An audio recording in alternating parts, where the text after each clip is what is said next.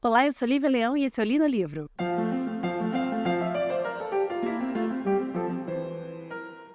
Como vocês já viram pelo título do episódio, o episódio de hoje vai tratar de Bela Adormecida, que durante muito tempo foi meu filme da Disney favorito. Hoje em dia é Rapunzel, que eu fico ali no clássico ainda, mas durante muito tempo foi meu favorito. Eu assistia muito Contos de Fadas na Cultura. O príncipe da Bela Adormecida no Contos de Fadas na Cultura era o Christopher Reeve, que fazia o Super-Homem.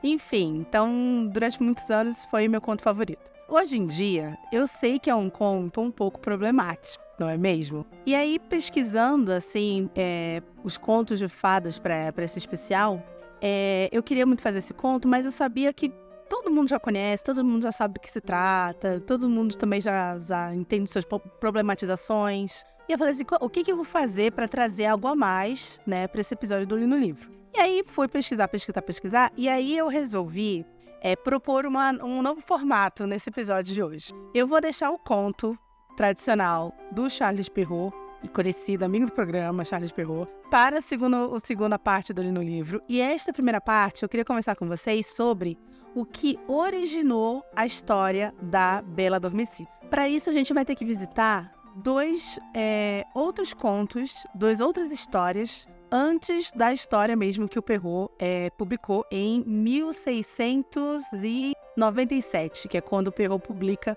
o que a gente conhece como Bela Adormecida. Então eu vou propor primeiro uma volta ao tempo, na verdade, para meados de 1350, 1340, e para a gente conhecer uma história chamada Percy Forest. O que é isso? É um conto, é um romance de cavalaria anônimo, não se sabe quem escreveu.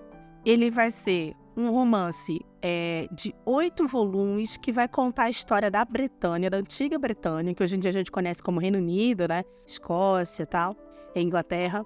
E ele também conta a gênese do que a gente vai no futuro conhecer como Círculo Arturiano, tá? O mundo arturiano, que é lá do Rei Arthur, Morgana, Lancelot, papapá. Ele vai organizar essa origem da Bretanha e essa gênese do mundo arturiano nesses 8 volumes, que vão contar desde Alexandre o Grande até o Lancelot e o Graal. Tá bom, Lívia, mas o que isso tem a ver com Bela Adormecida? Confia no processo e me segue, porque vai dar bom. Vamos lá. Percy Forest vai contar a história do Percy Forest, que antes se chamava Bettis, e do irmão dele, que é o Gadfer. São 2 irmãos que são colocados no trono da antiga Bretanha pelo Alexandre o Grande. O Alexandre o Grande estava indo lá para a Índia, para coração de um rei indiano, e aí bate um vento forte e ele vai parar na antiga Bretanha. Eu amo a geografia dos contos de fada. Enfim, e aí ele vai e coloca esses 2 lá no trono da antiga Bretanha, que, na verdade, neste romance, é contado que a antiga Bretanha foi fundada por sobreviventes da Guerra de Troia. Tá, enfim. Aí eles vão passar por muitas aventuras, muita brigação, muita lutaria, até que o Percy Forest finalmente se estabelece de vez como rei da Bretanha, e ele vai criar então uma sociedade cavaleiresca que vai ter coisas que depois vão ecoar na Távola Redonda, por exemplo, no Merlin como um grande mentor para o Arthur e tal. Mais brigação, mais lutaria, traições, plot twists, lembra que são 8 volumes. A Bretanha, no final do livro, cai em desgraça, spoilers, cai em desgraça e se torna uma nação que só poderia ser reerguida mais tarde com o surgimento do rei Arthur. Beleza? Beleza. Entendemos até aqui o que é Percy Forest. Dentro do Percy Forest, dentro desses 8 volumes, existe o conto da princesa Zelandine. E é aqui que a gente começa, então, a pensar o que é a raiz do conto da Bela Adormecida. A Zelandine era apaixonada por um cara chamado Troilus. Zelandine era princesa, Troilus era um cavaleiro. O pai dela manda ele para longe para fazer umas tarefas para ver se ele era digno da mão da filha dele. Tempos depois, Troilus está lá fazendo as tarefas. Troilus descobre que a Zelandine caiu num sono misterioso e vai voltar lá para sua cidade para salvá-la. No caminho, ele resolve parar num templo e rezar para as 3 deusas daquele templo, pedindo a cura da Zelandine. As deusas que eram daquele templo eram a Vênus, a deusa do amor, Lucina, a deusa do parto, e a Têmis, deusa do destino. tá? A Vênus faz uma profecia quando ele vai lá rezar para ela e fala assim: olha, quando você arrancar da fenda a fruta que contém a cura, a menina será curada. A gente já sabe onde isso vai dar, não é mesmo? Mas vamos continuar aqui. Ele chega lá na torre onde a Zelandine tá. Ele é ajudado por uma criatura que vira um pássaro para ele subir na torre, blá, blá, blá, blá, blá. Quando ele chega, ele encontra a Zelandine dormindo nua, obviamente, porque aparentemente, sei lá, na Bretanha é clima tropical para você ter que dormir pelada. Aí ele pensa em beijar ela ainda, mas ele é um cavaleiro e ele sabe que sem consentimento não dá.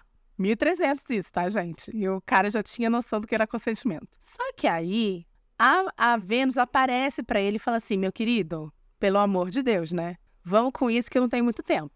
Aí ele vai e beija a Zelandine não acorda. Aí a Vênus fala assim: amigo, é pra você transar com ela, tá? Tô indo, beijo, tchau. Aí ele vai e estupra a Zelandine, porque não tem outra palavra pra a gente falar isso. Ela está desacordada.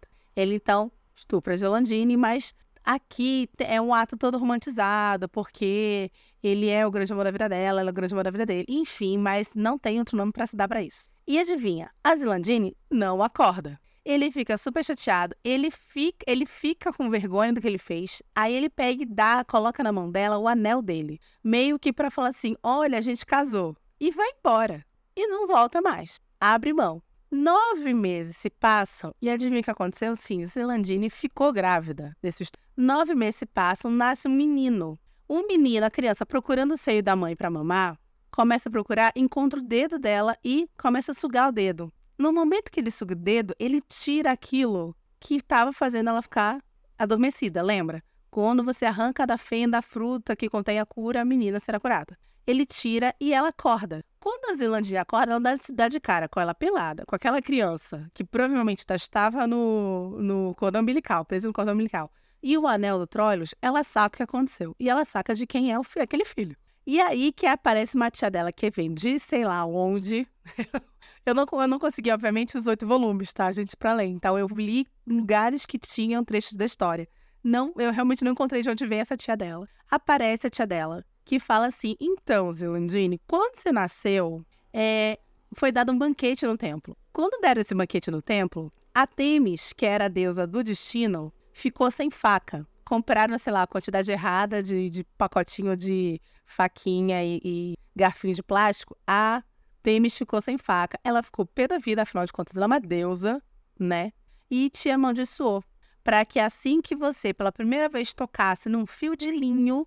Linho é uma planta, vamos lembrar. Então, provavelmente, o linho que eles falam aqui não é aquele tecido super refinado, que amassa até com vento. Não.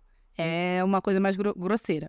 Quando você tocasse no fio de linho, iria entrar no seu dedo uma farpa do linho e você cairia no sono. E aí, foi isso que aconteceu. Quando o bebê, então, foi chupar o dedinho dela, saiu a farpinha e aí ela acordou. Por que essa tia também não contou isso antes? Não sei. É um grande mistério da humanidade. Enfim, Zelandine e Troilus se casam. A Zelandine, mesmo amando muito seu marido, ela vai ficar muito magoada com a violação que ela sofreu.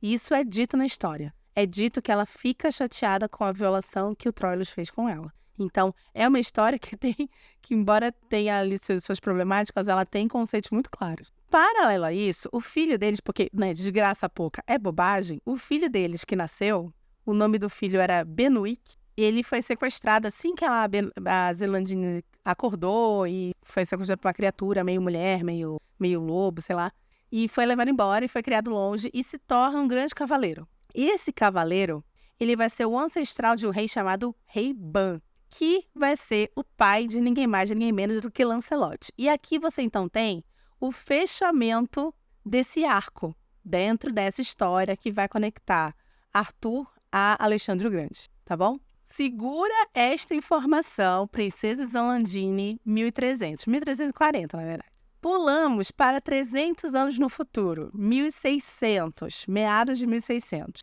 E vamos dar de cara com um cara chamado, agora eu vou ter que ler esse nome, tá? Gambistasta Basile. Ele escreve um livro chamado Pentamerone. Dentro desse livro, vai existir uma história que aqui no Brasil eu conheci essa história como Irmão Sol e Irmã Lua. Mas no original, o nome é Sol, Lua e Thalia. Há muita hora, né? Enfim, vai contar a história de uma moça chamada Thalia, que ela é filha de um nobre. Ela não é uma princesa, mas ela é filha de um nobre que tem muitas terras, um homem muito rico. E que quando ela nasce, é de praxe lerem a sorte da bebê, porque ela tinha grana. E aí fazem lá o mapa astral, jogam numerologia, o tarô, enfim.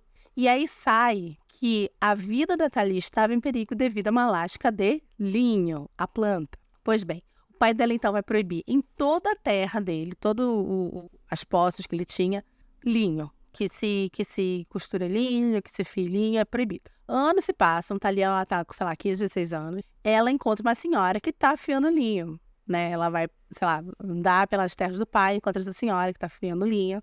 A senhora não tinha noção dessa proibição, até porque, né, acho que a comunicação no período medieval não era muito boa. Aí ela estava sem saber que linho era proibido. Aí a Thalia olha aquilo, acha bonitinho, pede para afiar também. E aí, pá, uma lasca de linho prende embaixo da unha da Thalia e ela cai em sono profundo. Pobre Maria do Bairro. Então, falam pro pai dela para ele enterrá-la, porque não se sabia se ela estava viva ou morta. O pai se nega a enterrá-la e prefere prender ela num castelo, numa casa, na verdade, numa propriedade mais pro interior lá das suas posses, para que ela fique segura, né? Mas que, enfim, devia ser difícil olhar pro corpo da filha ali. Um tempo depois, um rei, não é dito quantos anos, mas acho que, sei lá, uns 4, 5 anos depois, um rei está ali pelas terras do pai da Thalia. O falcão desse rei leva ele até a propriedade onde a Thalia está, que eu gosto de acreditar que é uma propriedade luxuosa, né? Considerando que o pai dela tinha grana. E aí ele olha, acha que ela é belíssima, tenta acordá-la, não dá certo. E já que ela tá dormindo mesmo, por que não estuprá-la, não é mesmo? É assim que ele pensa, porque é isso que acontece. E aí acontece a mesma coisa que vai acontecer com a Zelandine. Ele vai fazer isso, ela vai engravidar e ele vai embora. Ele não volta. Meu Deus do céu, ele não volta. Aí, 9 meses depois, a Thalia dá à luz a gêmeos, um menino e uma menina. Aí acontece a mesma coisa lá do dedinho, a criancinha vai chupar o dedinho, sai a farpa de linho e a Thalia acorda. Ela fica, então, criando os filhos, porque diferente do outro cara lá, não tem anel para ela saber quem é o pai daquelas crianças. Fica ali naquela propriedade criando seus filhos. O rei, um belo dia, volta, muito provavelmente 1 ano depois, eu acho, porque se ele faz isso, passa-se 9 meses e mais um tempinho, as crianças ainda são de colo, mas passa-se mais um tempinho, eu ponho aí na conta 1 ano depois. Volta ali para provavelmente cometer mais um estupro, né? E toma um susto porque encontra a Thalia acordada com as crianças. Eles se apaixonam, porque nada mais saudável do que se apaixonar pela pessoa que te violou. Se apaixonam. Porém, gente, adivinha o picolé de limão? Esse rei já era casado. E ele falou assim, olha, não, fica tranquila, eu vou te levar pro meu reino um dia. Meu Deus do céu, eu tô morrendo com essa história. Aí ele volta pro reino dele, ele é casado, está dormindo do lado da rainha, de sua esposa, quando, durante o sono, ele fala o nome Thalia, Sol e Lua. A esposa dele, a rainha, que como qualquer mulher, sente o cheiro de traição a 3 quilômetros, fala assim, epa, tô sentindo aqui o peso do chifre na minha cabeça. Chama o secretário do rei e fala assim, que história é essa? E o secretário do rei fala assim, não, então, aconteceu isso, sei lá, 1 ano atrás. A menina despertou, tem um casal de filhos gêmeos e é isso. E ele falou pra ela que vai trazer ela um dia pra cá. X9 o cara. Aí ela falou assim, tudo bem, vamos ver. Ela aproveita um belo dia que o rei foi sair mais outra caçada, provavelmente pra violar mais outra pessoa, e captura a Thalia e os seus 2 filhos. Quando a Thalia e os filhos chegam no reino, ela pega, essa rainha pega e manda cozinhar o Sol e a Lua, que são os filhos da Thalia, para dar pro rei comer, cara. Olha, eu só não fico mais chocada porque a gente já teve momentos assim em Game of Thrones, tá ligado? Então, assim, pra quem lê George R. R. Martin, isso aqui é um peido, né? Mas, enfim. Aí, o que essa rainha não contava é que o cozinheiro ficou com dó de, obviamente, matar e cozinhar 2 criancinhas e meio que esconde eles e serve, sei lá, um cervo. E aí, toda vez que o rei comia, porque ela serve pro rei, né? O rei comia, e aí ela falava assim, você tá gostando? Tô amando, nossa, que delícia. Nossa, pois veio das tuas terras essa caça aí. Então ela ficou provocando e tal. O rei sai, vai dormir, porque comeu muito, provavelmente. E aí a rainha pega a Thalia e fala assim, monta uma fogueira porque eu vou queimá-la viva. Quando a Thalia é levada para se queimar viva, ela fala assim, tá, eu posso então me despir?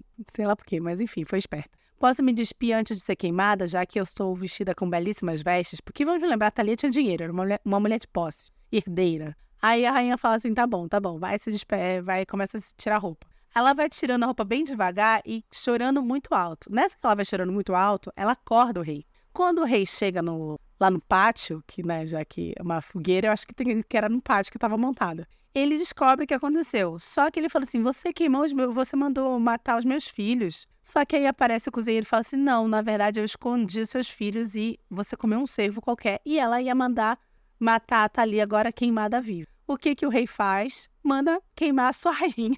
Meu Deus do céu. E absolutismo. Manda queimar sua rainha e se casa com a Thalia e vão viver felizes para sempre com seus 2 filhos.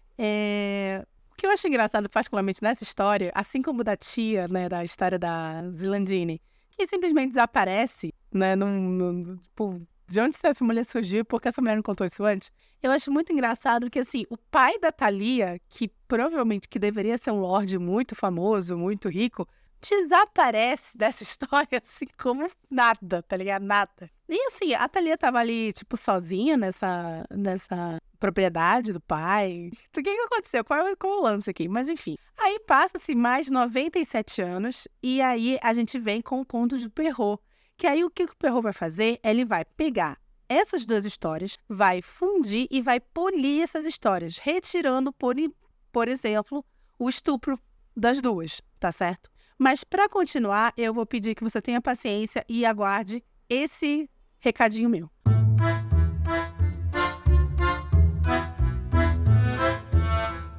Opa! Já o episódio continua. Mas antes, queria te lembrar que o Li no Livro é um podcast independente e sem patrocínio. Então, preciso da sua ajuda. Clica no botão de compartilhar e compartilhe esse episódio com seus amigos e nas suas redes sociais. Me ajuda muito. Obrigada! Pois muito que bem, chegamos em Perrault, 1697. Aqui nós já temos algumas mudanças de estruturação na história. Primeiro que a gente tem aqui todo um background para o nascimento dessa criança, dessa princesa, que aqui não vai ter nome.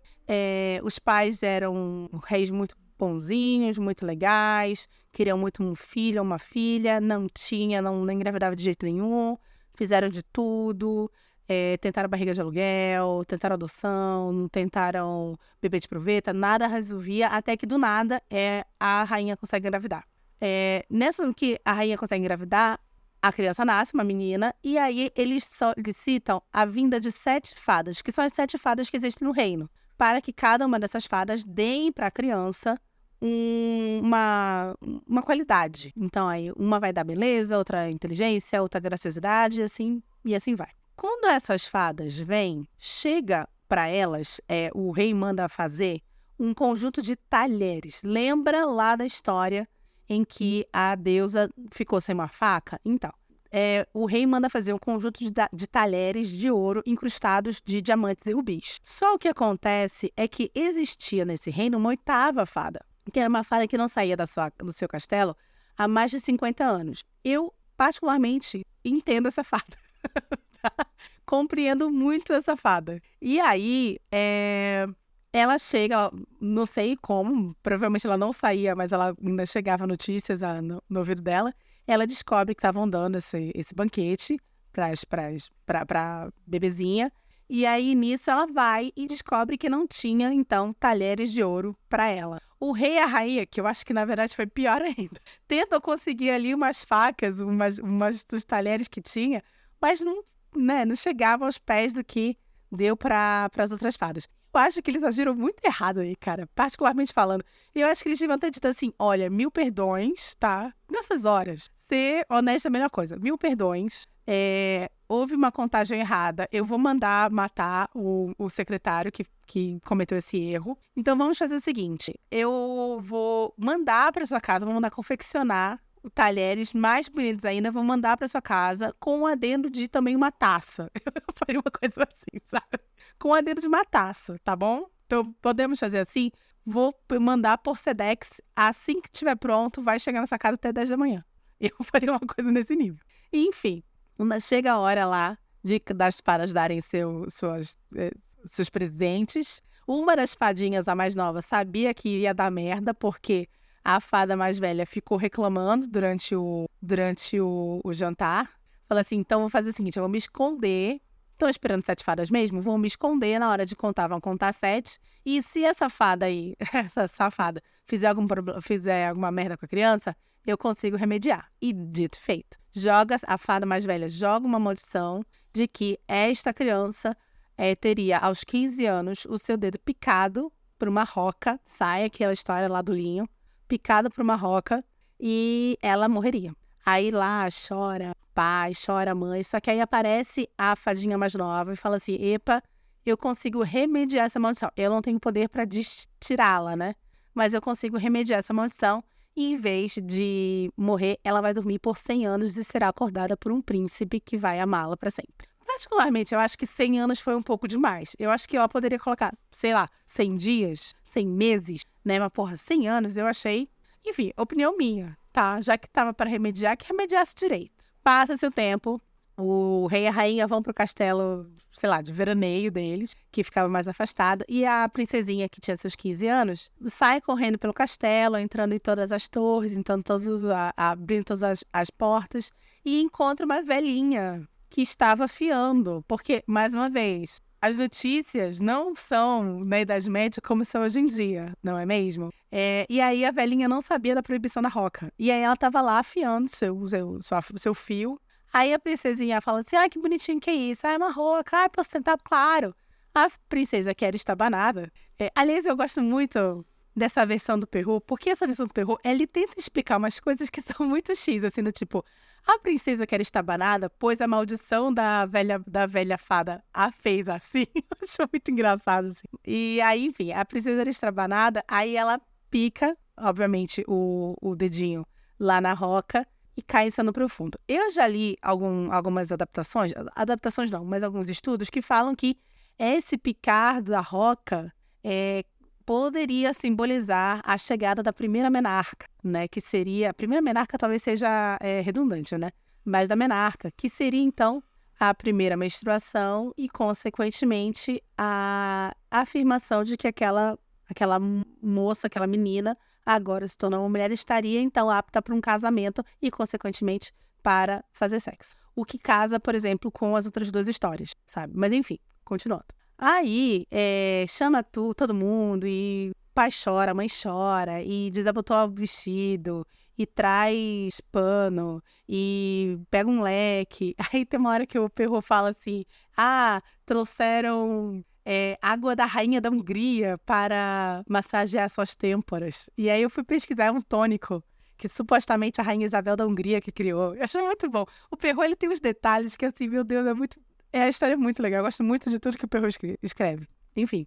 Aí a fada, novinha, que deu aquela remediada na maldição, tá? Isso também é bacana. Olha esses detalhes. É dito que ela está num reino XPTO, que ele fala o nome que agora eu não vou lembrar, que tá a 12 mil léguas de distância. Aí chamam um anão, que tem uma bota de 7 léguas, que é outro artefato mágico que você vai ver em várias outras histórias, inclusive em Barão de Munchausen. Você tem a bota de 7 léguas. E aí o anão vai até a fada, avisa o que aconteceu, aí a fada vem com uma carruagem puxada por dragões de fogo. As coisas assim, que assim, eu acho muito bonitinho, mas que narrativamente não faz diferença nenhuma para a história. É só para encher linguiça. Enfim, aí a fada fala assim, olha, o que eu posso fazer é o seguinte, eu vou descer uma magia que todo mundo, menos o rei e a rainha, vão dormir por 100 anos, junto com a princesa. Então, assim, todo mundo, assim,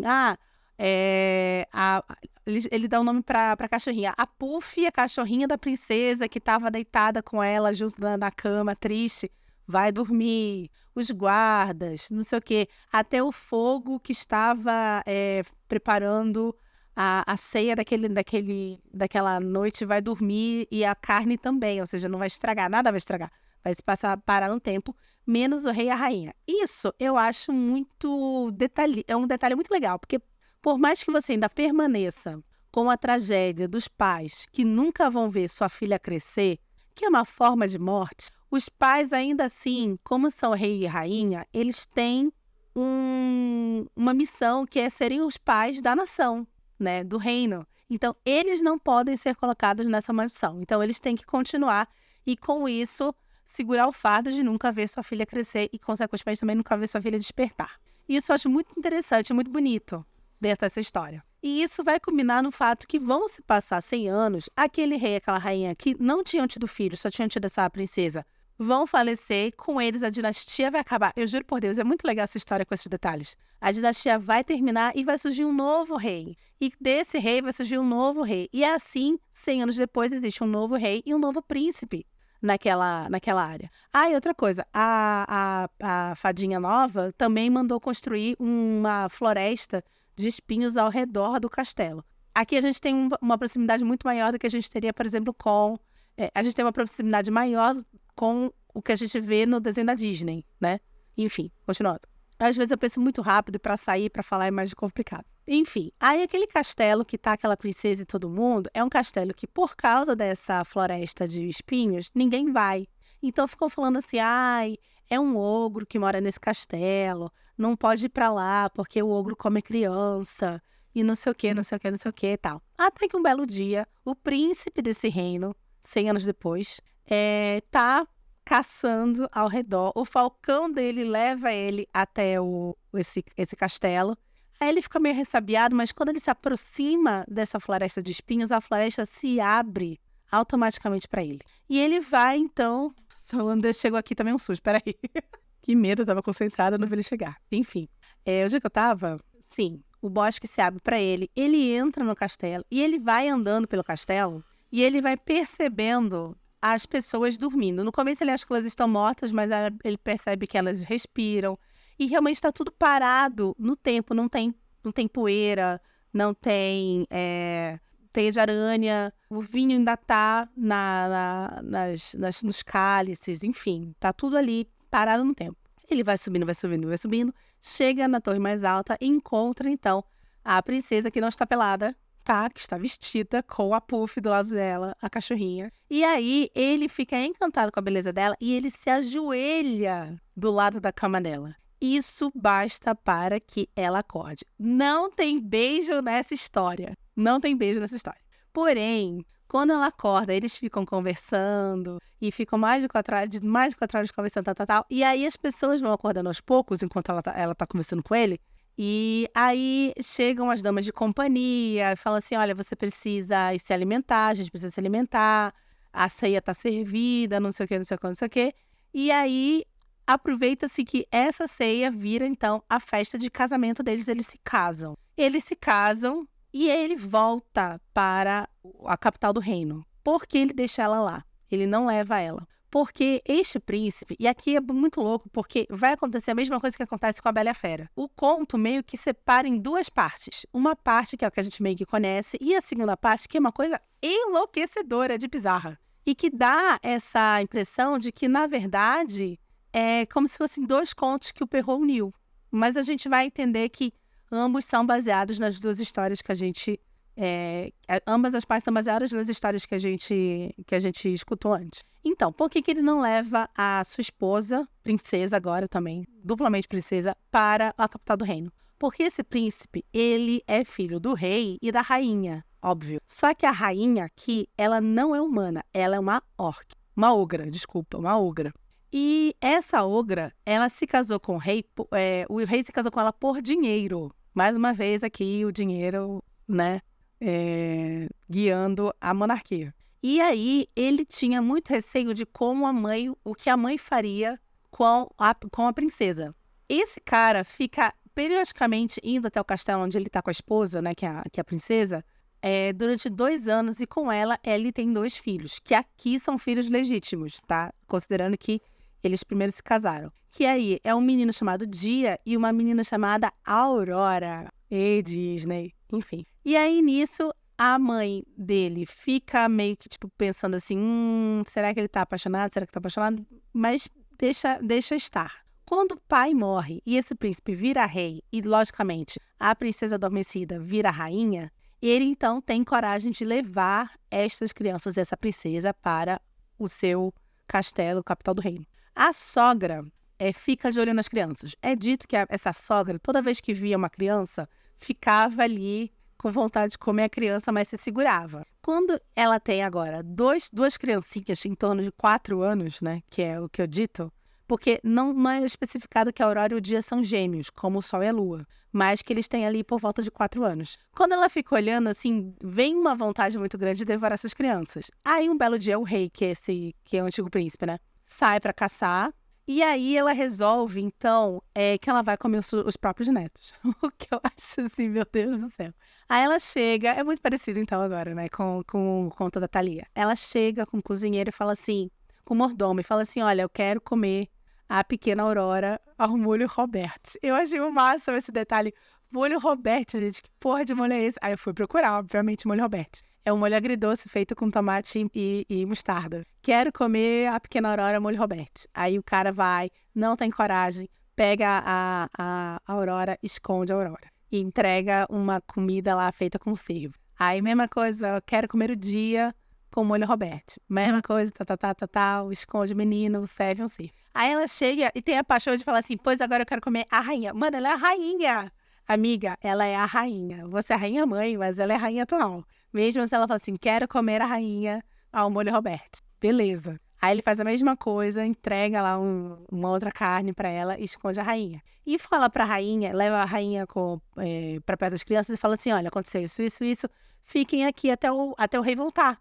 Enquanto o rei não voltar, vocês não têm segurança. E beleza. Aí um belo dia, essa rainha-mãe ogra tá andando pelas dependências do palácio, sei lá, porque os palácios antigamente eles não eram uma coisa só, né? Eles eram um terreno enorme com várias construções, assim, enfim. Tá andando ali pelo terreno do palácio, do castelo, e aí ela escuta a voz da rainha jovem, né? Da rainha princesa. E ela descobre que ela foi enganada. Então ela manda fazer uma tina cheia de animais peçonhentos e manda jogar dentro dessa tina a rainha jovem, Aurora, Dia, o mordomo, o cozinheiro e a esposa do mordomo que estava mantendo as crianças ações, sabe? Metade da galera, metade dos serviçais do palácio estão indo para essa tina cheia de animais peçonhentos. Mas aí chega nesse exato momento, obviamente, o rei, e aí fala do que está acontecendo aqui, gente? Essa tina é para o quê? E aí, nisso, é contado para ele tudo. E aí a mãe dele, que é a rainha-mãe, não tendo para onde correr, sai e se joga ela mesma na tina, morrendo na hora. E aí a princesa, finalmente, depois de fadas e 100 anos e uma sogra do inferno, vai poder curtir sua vida em paz junto com a Aurora, sua filha, com o Dia, seu filho, e com o rei, seu marido. E fim da história de Bela Adormecida. Tem mais uma versão dos Grimm, que acho que é Pequena Brer, uma coisa assim, mas eu não tenho essa versão nos meus livros, e também falei assim, muita história já para contar, para ir pegar mais uma 4ª versão. Então eu resolvi parar aqui. Eu gosto muito da versão do Perrault, primeiro porque você tira a problematização do estupro, que é constante nessas outras 2 histórias que eu contei antes. É uma versão que tem esse charme do Perrault que eu acho magnífico, que são pequenos detalhes que não fazem pingo de diferença para a história, mas que trazem, assim, para mim, pelo menos, um humor e um sabor muito legal para a história. Essa coisa da água da Rainha da Hungria, eu dei gargalhada quando eu li de novo. Eu acho que ele faz muito bem essa união das 2 histórias, né, da história do Irmão Sol e Irmão Lua com a história do Zilandini e dá uma polida melhor para um quase século XVII, né, considerando que esse conto foi lançado por ele em 1697, então estava às portas do século XVII iniciar. Então dá uma polida melhor. Você ainda tem essas coisas das fadas que aqui são substituídas. Aqui substituem as deusas no primeiro conto, né? Que você não tem mais Vênus, porque você não tem mais essa influência das crenças greco-romanas. Enfim, eu gosto muito dessa versão do Perrault e é a versão que para mim é a mais legal. E aí você tem, obviamente, a adaptação da Disney, que é uma adaptação feita em 1959, né? Então faz muito tempo depois e muito tempo também, tá bem antiga essa história, mas que eu particularmente gosto porque traz a coisa da fada, do conto de fada, as três fadinhas são incríveis, e me traz, pra mim, um dos príncipes mais divertidos da Disney, que eu lembro muito claramente que tem uma hora que ele fala assim, o pai fala assim, que você tem que casar, eu vou fazer o seguinte, eu vou armar um casamento pra você casar com a filha do rei, sei lá o quê, e ele fala assim, papai, por favor, estamos no século XIV. Eu acho máximo essa fala dele. Papai, estamos no século XIV, não se forma mais casamentos desse jeito. Enfim, então eu acho que a Disney, ela mantém essa higienização da história, mas ela também mantém um pouco do bom humor que o Perrault traz. Enfim, próxima quinta-feira não vai ser Perrault, tá, gente? Prometo. Eu amo Perrault muito, mas a gente vai agora também um pouquinho pra Green e Anderson também, tá certo? Se você gostou desse episódio, por favor, compartilhe com seus amigos. Estamos nos principais agregadores de podcast, alguns pagos, outros públicos. Estamos excepcionalmente em outubro, todas as segundas e quintas às 17 horas. Segundas com livros de vampiro, quintas com contos de fadas e quartas-feiras no @LiviaMulder você encontra um post lá com todas as referências do episódio de segunda, tá? Os episódios de quinta não tem, porque aí, gente, pelo amor de Deus, já é muito trabalho. Não tô ganhando nada pra isso aqui, tá? Então, pelo amor de Deus. Enfim, mas compartilhe com seus amigos que me ajuda muito, tá bom? Meu nome é Lívia Leão e esse foi o Li no Livro.